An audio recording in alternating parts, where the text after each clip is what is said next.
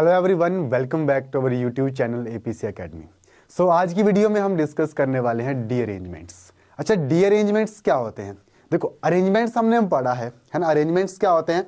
जब हम अरेंज करते हैं कोई एन ऑब्जेक्ट्स को, ठीक है, एन थिंग्स हैं, उनको हम किसी रो के अंदर अरेंज करते हैं तो उन्हें हम क्या करते हैं? अरेंजमेंट्स कहते हैं। और अरेंजमेंट्स फाइंड करने के लिए हम यूज करते हैं परमुटेशन का। अब डी अरेंजमेंट्स क्या होता है? तो डी अरेंजमेंट्स होता है कि जब हम इन्हीं एन ऑब्जेक्ट्स को अरेंज करेंगे, ठीक है, एन अगर हमारे पास ऑब्जेक्ट्स हैं, अगर हम उनको अरेंज करेंगे तो भाई कितने ऐसे तरीके हैं जिनसे कि वो अपने पुराने वाली जो पोजीशन है उसको ऑक्युपाई ना करे। ठीक है, जैसे मेरे पास 5 पर्सन हैं, A B C D E, ठीक है। इन 5 पर्सन्स को मैं कुछ सीट अलाउ करता हूं, जैसे 5 चेयर्स और 5 चेयर्स के ऊपर बिठा देता हूं। तो भाई उन 5 पर्सन्स को मैं अरेंज करूंगा तो ऐसे कितने तरीके हैं उनको अरेंज करने के कि जिस पोजीशन के ऊपर वो पहले बैठे थे ना चेयर्स के, उन चेयर्स के ऊपर वापस ना आए, यानी कि जिस पोजीशन को उन्होंने ऑक्युपाई किया हुआ था वो पोजीशन दोबारा वहां उनके ऊपर या उनके पास ना आए, उनको ना मिले। तो if any things are arranged in a row, the number of ways in which they can be deranged. Deranged means कि वो अपनी ओरिजिनल पोजीशन को ऑक्युपाई ना कर सके, so that none of them occupies its original place. तो उसको हम क्या बोलते हैं? डी अरेंजमेंट्स बोलते हैं। और डी अरेंजमेंट्स हम कैसे फाइंड करते हैं या कैसे हम डिनोट करते हैं? तो डी एन से हम डिनोट करते हैं कि हमारे पास एन क्या है? Number of objects. तो उनको कितने तरीके से डी अरेंज जो है वो किया जा सकता है। N factorial, 1/2 factorial, -1/3 factorial plus so on, -1 and 1/n factorial. यानी कि क्या करना है आपको? 1/n फैक्टोरियल के साथ उनको ऐड और सब्ट्रैक्ट करना है, then multiply by n factorial. ठीक है, तो ये होता है हमारे पास डी अरेंजमेंट्स। अब इन डी अरेंजमेंट्स के अंदर हमारे पास जो एक स्पेशल केस है कि अगर हमारे पास n थिंग्स हैं, n में से जो r हैं, ठीक है, if r things out of n things goes to wrong place.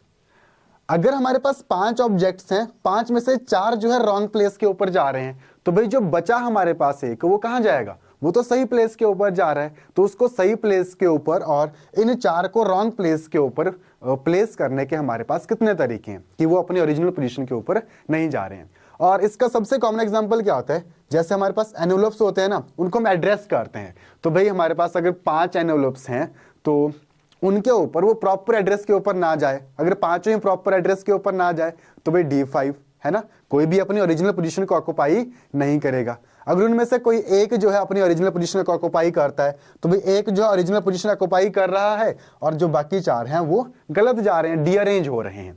तो इनको फाइंड करने के लिए भाई कितने तरीके से वो डीअरेंज हो रहे हैं या गलत पोजीशन को ऑक्युपाई कर रहे हैं, उसके लिए हम डी अरेंजमेंट्स का यूज करते हैं, है ना। तो let us take a question from this. तो क्वेश्चन है हमारे पास, क्या बोला कि एक पर्सन है, वो राइट्स लेटर्स टू 6 फ्रेंड्स। वो अपने 6 फ्रेंड्स को लेटर लिखता है और एड्रेस द करस्पॉन्डिंग एनवेलप्स। उनको लेटर लिखता है और उनको प्रॉपर जो उसके एनवेलप्स हैं उनके अंदर उनको रख देता है, या फिर वो उनको एनवेलप के अंदर डाल रहा है या कोशिश कर रहा है कुछ भी। Then how many ways can the letters be placed so that all letters are in the wrong envelope. Wrong envelope means कि सारे के सारे जो लेटर्स हैं उन्होंने अपनी ओरिजिनल पोजीशन को ऑक्युपाई नहीं किया है ना। तो कितने हैं? 6 हैं। 6 लेटर्स हैं, उनको अरेंज करना है एनवेलप्स के अंदर कि वो अपनी ओरिजिनल पोजीशन को ऑक्युपाई ना करे। तो भाई कितना होगा? D6। यानी कि कितने आपके पास ऐसे तरीके हैं कि वो अपनी ओरिजिनल पोजीशन को ऑक्युपाई ना करे। तो ये क्या बन जाएगा? D6 बन जाएगा। अच्छा, D6 कितना होगा? अगर हमें D6 निकालना है, देखो हमने Dn लिखा हुआ था, Dn is equals to n factorial, then 1/2 factorial minus 1/3 factorial and so on. ठीक है, ये हमारे पास क्या थे? डी अरेंजमेंट्स थे। देन साथ में -1/n एंड n फैक्टोरियल, है ना। अल्टरनेट पोजीशन के ऊपर प्लस माइनस आपने करते चलना है और इसके अंदर कुछ नहीं है। अब D6 हमें निकालना है ना, यानी कि सारे के सारे जो लेटर्स हैं वो रॉन्ग प्लेस के ऊपर एनवेलप या एड्रेस्ड हो। तो D6 क्या बन जाएगा? D6 will be n factorial, तो 6 factorial into 1/n 2 factorial minus 1/3 factorial plus 1/4 factorial minus 1/5 factorial plus 1/6 factorial. ठीक है, अब इनको ओपन करके सॉल्व कर लो या फिर इसे 6 फैक्टोरियल को अंदर मल्टीप्लाई करके सॉल्व कर लो, जैसे आपको अच्छा लगे आप कर सकते हैं, है ना। तो ये क्या बन जाएगा, 6 factorial over 2 factorial minus 6 factorial over 3 factorial plus 6 factorial over 4 factorial minus 6 factorial over 5 factorial plus 6 factorial over 6 factorial. ठीक है, अब ये हमारे पास क्या हो जाएंगे, रीअरेंजमेंट हमें कैलकुलेट करना है। तो जब हम इसको कैलकुलेट करेंगे हमारे पास क्या बन जाएगा, देखो 6 फैक्टोरियल को 2 फैक्टोरियल तक ओपन किया जाएगा। जब हम इसको 2 फैक्टोरियल तक ओपन कर रहे हैं तो ये हमारे पास क्या बनेगा, 6 × 5 4 3 2 फैक्टोरियल डिवाइडेड बाई 2 फैक्टोरियल। फिर 6 फैक्टोरियल को 3 फैक्टोरियल तक ओपन करना है तो minus 6 × 5 4 3 factorial over 3 factorial, then plus 6 factorial को ओपन करना है 4 तक, 6 × 5 and 4 factorial by 4 and minus 6 × 5 factorial by 5 plus 6 factorial by 6 factorial हमारे पास कितना हो जाएगा भाई, इक्वल्स टू 1। ठीक है, सिंप्लीफाई करना है तो सॉल्व करेंगे, हमारे पास आगे कितना बन जाएगा, ये this will be equals to 2 factorial से 2 फैक्टोरियल कैंसिल तो 6 × 5 30 और 30 × 12 तो 12 × 36 360।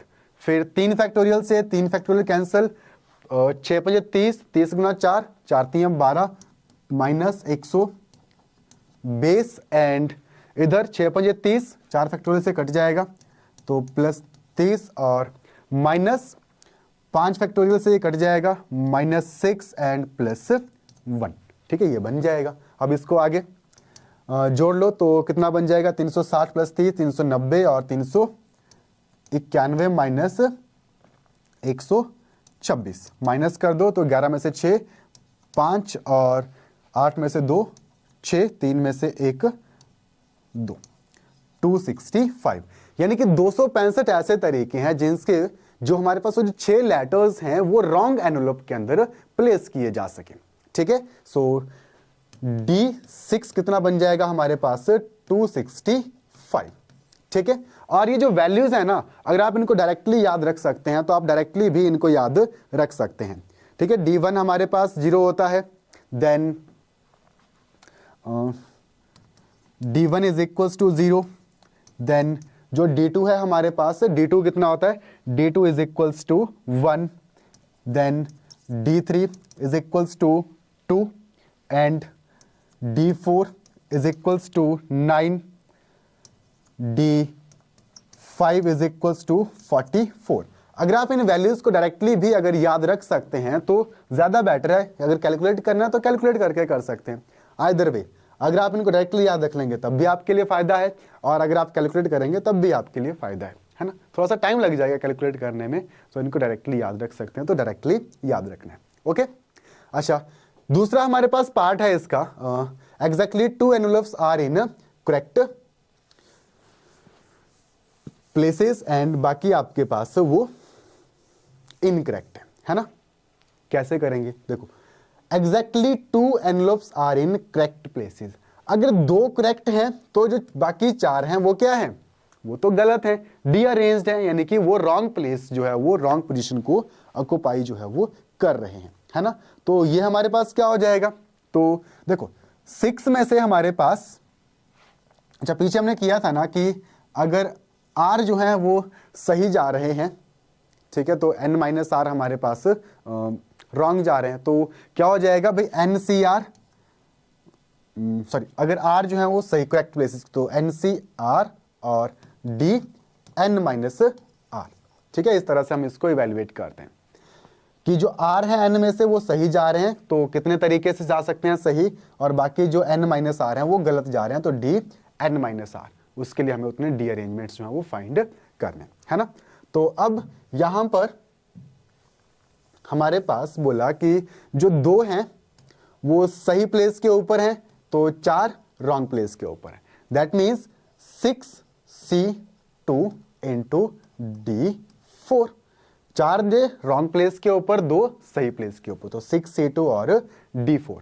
अब 6C2 कितना बन जाएगा, तो 6C2 बन जाएगा 6 into 5 and 4 factorial divided by 6 minus 2 4 factorial into 2, तो 4 फैक्टोरियल से ये 4 फैक्टोरियल कट जाएगा और 2 3 ज़ा 6 इंटू D4। देखो D4 की वैल्यू हमने यहाँ पर लिखी है, D4 इक्वल्स टू 9, तो अगर वैल्यू पता है तो डायरेक्टली पुट होगी।